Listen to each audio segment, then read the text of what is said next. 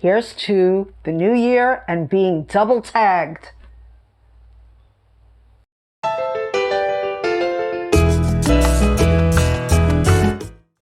Hi, Booktube. Sorry, but this is only water. I don't drink very much, and I do drink a little bit of wine, but I thought I would fill my glass with water, so if I make a mistake, I can take a sip. So now you know my secret. So when I take a sip of water, that means I'm thinking. I'm doing the book Postscript tag today, and it was created by Mementomori, and I was double tagged by Catherine, Taking Tea with Catherine, and Kelly at Books I'm Not Reading. I should have taken a sip of water. So let's get at it, because I don't want to keep you much longer.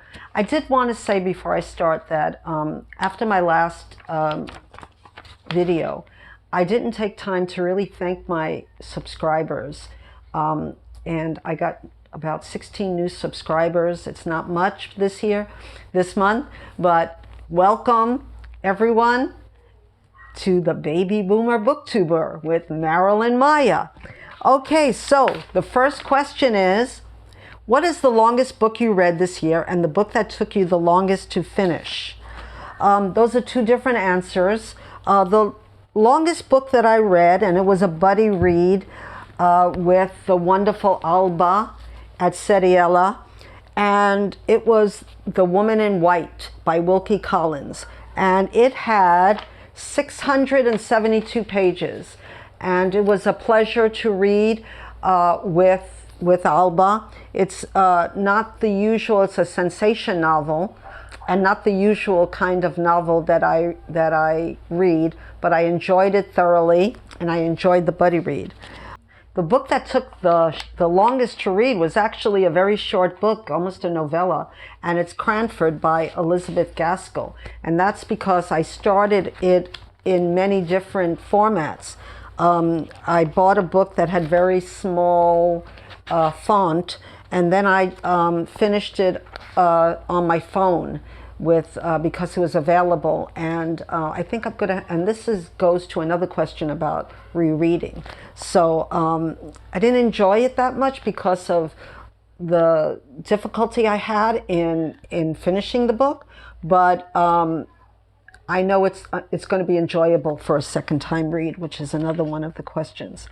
Number two, a book you read this year that was outside of your comfort zone.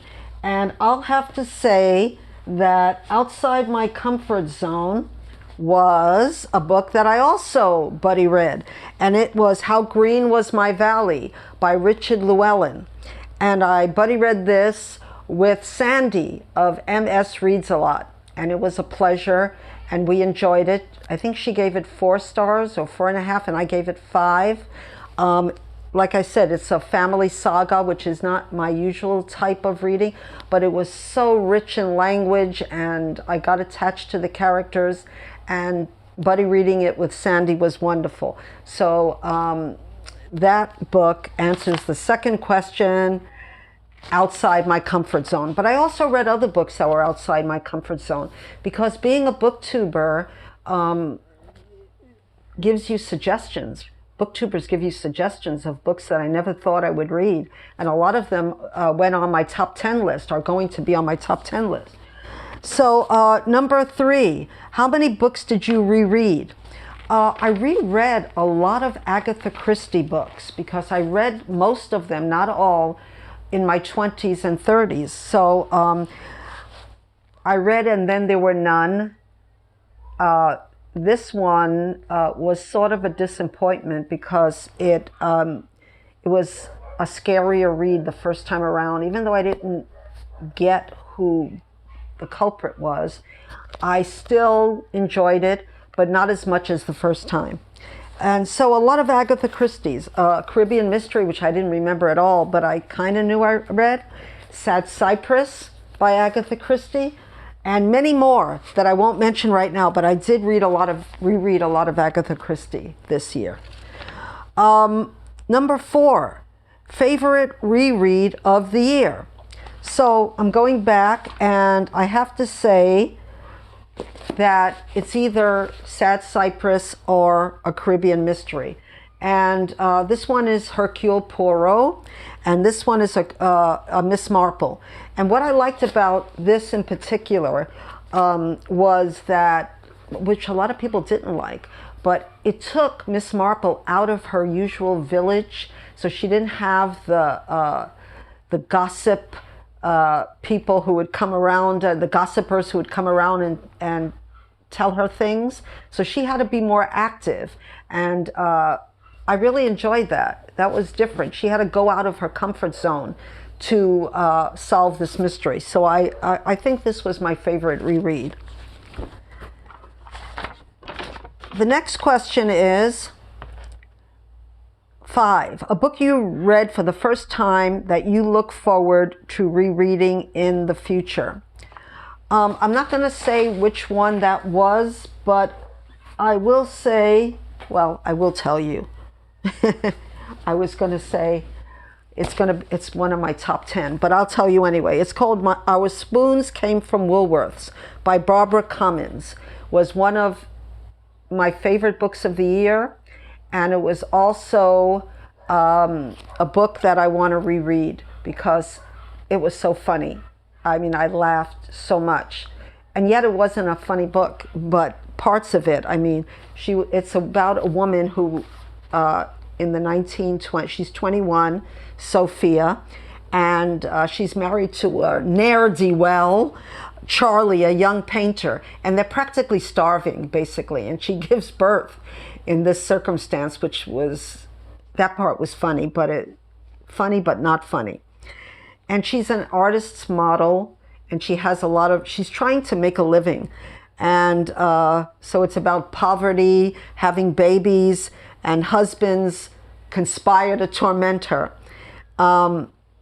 So yeah, that's all I'm going to say about this book. Our Spoons Came from Woolworth. But I started reading more of her work, and I'll get to that soon. And she's she's part of the forgotten British library women that I really, really enjoyed. And one of her books was very different from this one. This is more of, she says this is it's autobiographical. But I really enjoyed it. And what's the next one is favorite single short story or novella that you read this year. And that is Quicksand in Passing. But as much as by Nella Larson, and as much as I liked Passing, which I think was made into a movie, I really related to Quicksand, about a woman of mixed, she's half white and half black, and she has to, she's trying so hard to fit in, and she doesn't fit in anywhere. And I'm half Puerto Rican and half Jewish, and that wasn't a very common thing to be in the 50s. I mean, it was very unusual. And I always tried to fit in one or the other culture and never quite could fit in either one of them. And that's what happened in Quicksand.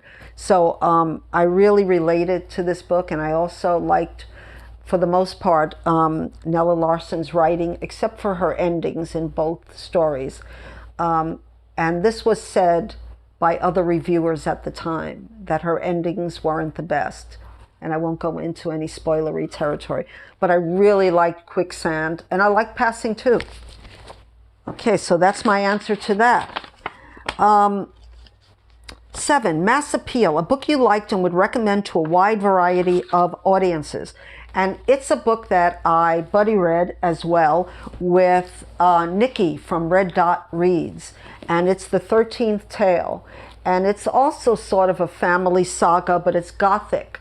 And I think booktubers, I think it has more of a wide appeal. And I've seen it all over Booktube, so I know it does. And it's about a girl, Margaret, who with her father and her mother own a bookstore. sort of an antiquities bookstore, and she gets a letter from Mrs. Winters. I read this recently and I almost forgot, and who's a famous author, and she picks her to tell her 13th tale, which was never, her background was never found out in any of her books or her interviews, and it is very propelling kind of book, or so should I say propulsive, both. And I really enjoyed this read. It was, you can't put it down kind of read. But I think it would appeal to a large audience, and I think it has, because I know it's a bestseller. And it says here, sometimes when you open the door to the past, what you confront is your destiny. So I think that's kind of what it's about. It's by Diane Setherfield. I haven't read any of her other books, but that's my answer for that question. And specialized appeal, a book you like but would be hesitant to recommend to anyone. I don't know about hesitant to recommend, because I heard about it on Booktube, but I think it's more of a Marmite book. You either love it or you hate it. And it's one of Barbara Pym's, Quartet in Autumn. And it's about 4 older people that are trying to navigate life in England in the 70s. And some people think it's depressing. I loved it. I love the writing. I love the characters. I just, and it's one of my favorite books of the year again. So I'm sort of telling my next video, or future videos, of my top 10 books of the year. You already know 2 of them. Okay, next question. 9, reflect on your year as a bookish content creator. Goals met, good, bad memories, favorite videos you made especially. In my last video, I talked quite a lot about my year, my first full year on Booktube, and how I was rethinking my future on Booktube, and what I decided to go on. And first I will say that these kind of videos do the best on Booktube. I don't know if they're my favorite videos, but when I talk about my struggles on Booktube, being a creator at 71, or just being a creator and struggling with anxiety, those kind of videos seem to do well. My favorite video actually was a response video to Sean the Book Maniac's review of, I think it was a literary article, but I sang in that one, and it's pretty popular, but I'll put it down below in the description box in case you've missed it, because I had a lot of fun making that video. What are my struggles as a bookish content creator? Good and bad memories. I don't have any really bad memories on Booktube. I'm talking about books, which is something I like to do. The things that hold me back, and I talked about this, are my, tech. I am tech.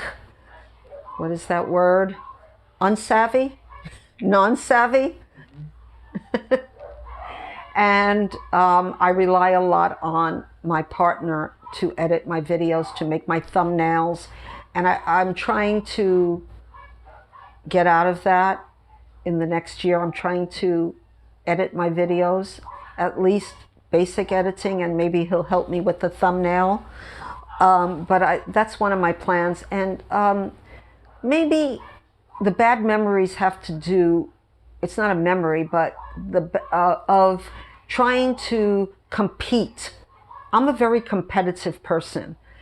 I don't want to be a competitive person. I hate it because I never felt like I was a winner, so I always felt let down by being competitive. But I was brought up by my mother to be a winner. I don't think that worked, because as my aunt once told me, that I'm a person who who marches to a different drummer. That was not a compliment at the time, by the way. And if I got 90, we used to have grades that were like from 65 or 60 to 100. And if I had a 95, which is like A minus, my mother would say, "Where's the other 5 points?" So I was driven to be, I was the only child of my mother and father, and driven to be competitive. So when I started Booktube, I started out sort of with a bang. And my other favorite video on book, not my favorite, but the favorite of readers, is the first video I made, which was my first video on my 71st birthday, which got the most views. And I think, looking back at it, it's not really my favorite video because I was a little stilted. It was my first video, and I think it wasn't fake, because I can't be fake. I'm not that type of person. But it wasn't as natural as I am now. It was more in an acted sort of way, myself, but sort of, trying to be funny, which I guess I am funny, people tell me, but trying a little bit too hard. And another thing about my year on Booktube is that I had stopped wearing makeup for a long time and getting dressed up. It's not a bad thing, but I noticed that there's a lot of lookism on Booktube. And let me tell you what I mean, as well as ageism, but on YouTube in general. And that is that booktubers who are beautiful have a high level of subscribers. I mean, they say it's normal for someone to want to look at beautiful people. Even babies are attracted to beauty. So I don't know how much of that is inherent in our psychology, or it's just, what we're trained to look for in our media, in our watching YouTube, watching TV. I mean, there's, how many older, plain looking or average looking people are on, either they're, like circus like, and I don't watch this program, but there's a program called 1,000 Pound Sisters. And I don't like that people should be treated as circus, characters because of the way they look, and then they get famous because of that. I don't know how healthy that is. Or there was also, extreme weight loss, and a lot of those people, got surgery, and a lot of them passed away. And we people laugh at them on Twitter and say, they're disgusting and things like that. So it goes both ways, So I think lookism is something that should be addressed on Booktube, and I've tried to address that, as well as ageism. And when I say ageism, there's a lot of like generation gaps, and that's why I call myself the baby boomer booktuber, but I'm not what people think of as a baby boomer, in the sense that I'm old, I have a lot of money. No, not all baby boomers have a lot of money and were hippies in the 60s and 70s. That's just generalized false information, because I sure wasn't. I feel I'm more of a hippie right now, in that I'm bohemian and doing what I want. And if I want to tie a scarf around my neck, I will. So the good things about Booktube, of course, are the wonderful people that I've met. And I said that already. And when I tag people, I'm going to tag 3 people that I think could use more subscribers. And yeah, so that's the end of the tag. But I'm going to tag some of my friends on Booktube that either they get attention or they don't get enough attention. So I'm going to tag Janelle of Too Fond of Books. She does very well. Everyone loves her, and they should, because she's a wonderful mystery, mostly mystery, but she does other genres, but she's a wonderful person, and that means a lot to me, you know. Like I said, I was tagged. Now I need the water. I was tagged by Kelly at Books I'm Not Reading, like I said, and she's a wonderful person. She ends all her videos with "Be kind to yourself and others," and she really lives, you know, she lives her life like that, I can tell. So I love booktubers that I feel that way about, and Janelle is one of them. Another person I really like a lot is Mark at Book Time with Elvis, and he loves dogs, and so do I. And he needs more subscribers than he has, because he's a wonderful person, very gentle person, you can tell. He lives in Chechnya, I think. I hope the Czech Republic. I'm pretty sure. Yeah, it's my other friend Jim who lives in Georgia. So yeah, I was brought up during the time of the Soviet Union, so all these different countries are kind of new to me. And the last person I want to tag is I did a buddy read with him of one of my favorite books of the year. I'm not going to mention it right now because it's that special to me. But his name is Freddie, and his channel is The Sluggish Reader. And he is the most wonderful person, and not only a wonderful person, but he's a wonderful reviewer of books. He's so smart, and I just enjoy watching him on Instagram. And hi, Freddie, if you're watching. He's a wonderful person and a wonderful booktuber, so give him some love. So I'll end this Postscript book tag, and I hope it gets out, Jackson, by Tag Tuesday. But if it doesn't, I hope you enjoy it anyway. And I'm really enjoying my end of year reading. I'm finally getting to my mysteries, because I was a total failure, I thought, at the Cloak and Dagger Christmas, and I am a failure at Christie's Missing, because I had a DNF most of the books that I picked up, or one I speed read. But anyway, until we meet again, thank you, everyone who watches my channel, who subscribes. I wish you the happiest of New Year's in bringing joy, health, and aloha to all of you. Bye-bye.